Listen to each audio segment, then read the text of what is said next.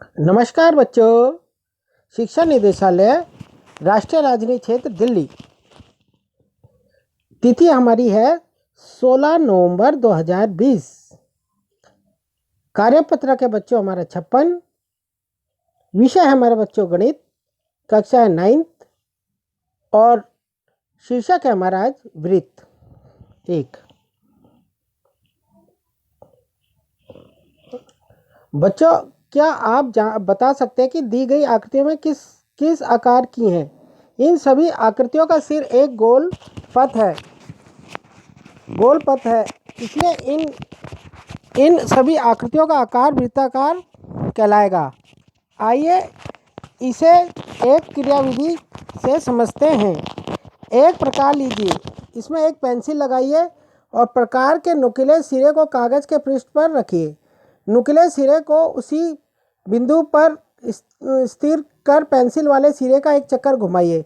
आप जानते हैं यह आकृति एक वृत्त यानी सर्कल है। एक तल पर उन सभी बिंदुओं का समूह जो तल के एक स्थिर बिंदु से एक स्थिर दूरी पर स्थित है, एक वृत्त कहलाती है। स्थिर बिंदु को वृत्त का केंद्र कहते हैं। जिसे दिए गए वृत्त में केंद्र O है। जिस दूरी को वृत्त की त्रिज्या या ब्रैकेट में रेडियस कहते हैं। दिए गए वृत्त की त्रिज्या OP है। देखो इस चित्र में जो OP है वो वृत्त की त्रिज्या है और O क्या है, हमारा केंद्र है इसका। ठीक है, इस वृत्त का केंद्र है। यदि एक वृत्त पर दो बिंदुओं P तथा Q ले तथा रेखाखंड PQ वृत्त की एक जीवा कहलाती है। यह जीवा जो वृत्त के केंद्र से होकर जाती है वृत्त का व्यास यानी डायमीटर कहलाती है। दिए गए वृत्त में PQ वृत्त की जीवा है तथा AB वृत्त का व्यास है। नोट, वृत्त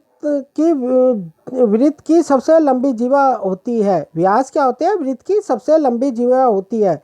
व्यास त्रिज्या की दुगनी होती है। ठीक है बेटा, तो PQ हमारा क्या है इस चित्र में? PQ क्या हमारा एक जीवा है, कोड इंग्लिश में कहते हैं उसे कोड।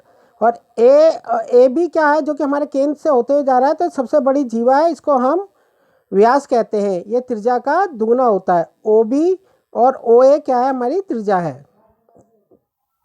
दो बिंदुओं के बीच के वृत्त के भाग को एक चाप यानी आर्क कहते हैं। बड़े भाग को दीर्घ चाप तथा छोटे भाग को लघु चाप कहते हैं। दिए गए वृत्त में लघु चाप PQ तथा दीर्घ चाप PRQ है। संपूर्ण वृत्त की लंबाई को उसकी परिधि कहते हैं। बेटा ये जो बिल्कुल गोल सा दिखाई दे रहा है ये आपकी परिधि है, और ये PRQ जो है ये दीर्घ चाप है और PQ आपकी लघु चाप है, जैसे ये चित्र में देख रहे हो आप। जीवा तथा प्रत्येक चाप के मध्य छेद को वृत्तखंड कहते हैं। जीवा तथा प्रत्येक चाप के मध्य छेद को वृत्तखंड कहते हैं। दीर्घ चाप पर बने वृत्त को दीर्घ वृत्तखंड कहते हैं तथा लघु चाप पर बने वृत्तखंड को लघु वृत्तखंड कहते हैं। देखो ये चित्र में देखो, ये नीचे जो है लघु वृत्तखंड है और ऊपर दीर्घ वृत्तखंड है। दिखे? और केंद्र को एक चाप के सिरों से मिलाने वाली त्रिज्या चाप के बीच के छेद को त्रिज्याखंड कहते हैं।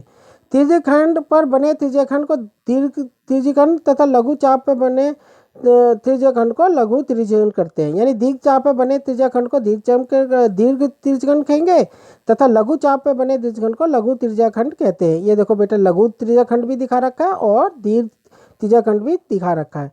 बेटा मैंने ये कहा है कि आपको हमेशा ये कहा कि पहले आपने जब वर्कशीट है तो ये पूरी उतारनी है। जितना भी इसमें लिखा गया आपने सब उतारना है। ये जितनी भी आकृति आपने पेंसिल से बनानी है, पेंसिल प्रकार का प्रयोग करते हैं, फुट्टे का प्रयोग, पैमाने यानी स्केल का प्रयोग करके आपने ये बहुत सुंदर सुंदर चित्र बनाने हैं। अंत में अभ्यास प्रश्न के ये पहला, दूसरा, तीसरा प्रश्न करना है। अंत में कोविड के संदर्भ में उचित व्यवहार संबंधी क्या संदेश है? कोविड-19 के विरुद्ध लड़ाई में सुरक्षित रहने के लिए मास्क पहने। बेटे आपने कोविड से की लड़ाई में अब ये मास्क पहनना जरूरी है आपका। ये संदेश आप अपने साथियों को भी बताओ और अपने सगे संबंधियों को भी बताओ। अब बेटा खुश रहो और सुरक्षित रहो। धन्यवाद।